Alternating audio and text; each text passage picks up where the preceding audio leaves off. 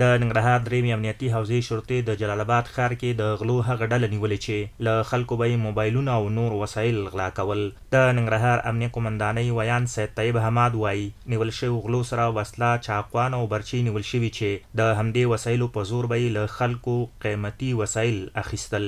د درېیمې حوزې بیدار شرطې 10 کسان چې جلال آباد ښار په بېلابېلو سیمو کې به د خلکو څخه غلاګانې کولې، د تفنګچې او چاقو په زور به یې د هغو نه پیسې، موبایلونه او نور قیمتي توکي اخیستل، چې د بیدار شرطې لخوا دوی لاس په لاس له تفنګچو او چاقوانو سره او هغه موبایلونه چې د خلکو څخه یې غلا کړي وو ونیول سول. نیول شوو کسانو په خپلو جرمونو اعتراف کړی چې وروسته به رسما عدلیه او قضایي ارګانونو ته وسپارل شي. نیول شویو کسانو رسنیو سره په خبرو کې په خپل جرم اعتراف وکړ او زیاته یې کړه چې د وسلو او چاقوانو په زور به یې له خلکو موبایلونه او نور وسایل اخیسته.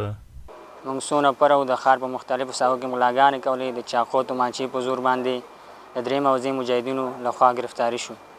موږ د جلال آباد په بېلابېلو سیمو کې د توپانچې په زور د خلکو نه پیسې او موبایلونه هم راغسته او د درېیمې حوزې مجاهدینو نیولي وستو.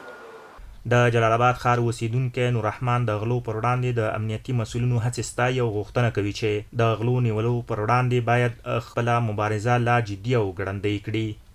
دا چې د افغانستان اسلامي اماره ځواکونه چې دي د دغه غلو په نیولو کې ډېره هڅه کړې دي او غلې نیولې دي او قانون منګولې ته سپارلې دي.